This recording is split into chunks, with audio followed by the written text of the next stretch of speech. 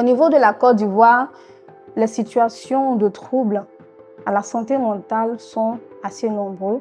Nous avons constaté cette année, dans le 3e trimestre, qu'il y a près de 3 étudiants qui se sont suicidés. Il y a eu 2 cas de tentatives échouées.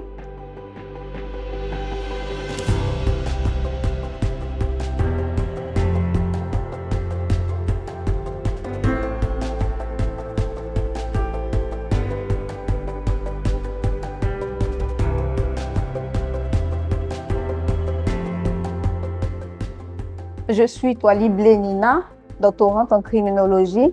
Mon intérêt pour le sujet sur la santé mentale est né des différentes rencontres d'évangélisation que nous avons eues sur le campus universitaire.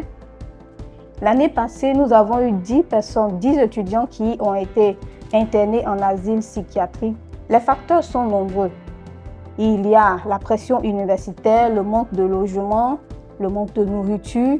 En outre, il y a la diversité au sein de la population estudiantine, que ce soit socio-économique, ethnique et religieuse, qui entraîne souvent des divisions, sans oublier que nous sommes passés par une crise politique qui a entraîné beaucoup de divisions, beaucoup de morts, beaucoup de violences également. La Bible nous dit que l'être humain est corps, âme et esprit. Et la théologie nous permet de voir que la vie de l'être humain est à la fois son contact avec son environnement, son contact spirituel avec Dieu. La théologie nous permet de faire ce traitement de manière holistique. Les troubles à la santé mentale sont des blessures intérieures qui ont été mémorisées dans l'inconscient et dans les cellules de l'individu. Et c'est ce tête intérieur-là que, au travers de la théologie, nous pouvons de façon holistique traiter les individus. L'objectif du projet sur la santé mentale est de promouvoir la santé mentale et le bien-être psychosocial des étudiants. Spécifiquement, nous avons étudié les apports de la théologie à la problématique des troubles à la santé mentale.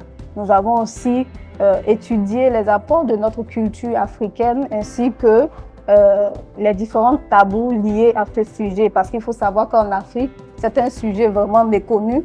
Et nous avons essayé de faire des dépistages et mettre en place une cellule de cours psychologie pour pouvoir aider les étudiants qui souffrent de ce genre de situation. Nous avons reçu au niveau de l'initiative Logos et Cosmos la formation adéquate, le suivi, le financement, le soutien humain, matériel. L'ILC a été au cœur de ce projet. Au niveau des activités, nous avons eu une conférence.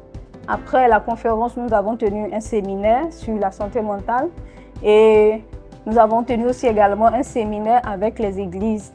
L'impact de ce projet, nous avons voulu un impact massif. Nous avons pu sensibiliser plus de 45 personnes au travers de la distribution des prospectus, au travers des séminaires et des conférences. Au niveau psychologique, nous avons pu suivre 14 personnes que nous continuons d'ailleurs de suivre avec le psychologue et le pasteur qui les aide en relation d'aide. À nos universités, une occasion de pouvoir aider les étudiants, de pouvoir leur apporter l'aide sociale et psychologique qu'il faut. Mais il faut dire qu'il y a encore assez de travail, il y a encore beaucoup de chemin à faire au niveau universitaire. Nous voulons découvrir comment est-ce que ces troubles sont transmis et comment est-ce que nous pouvons mettre en place une politique de résilience afin d'aider les étudiants à acquérir une capacité d'adaptation basée sur leur relation avec le Seigneur pour pouvoir vaincre en situation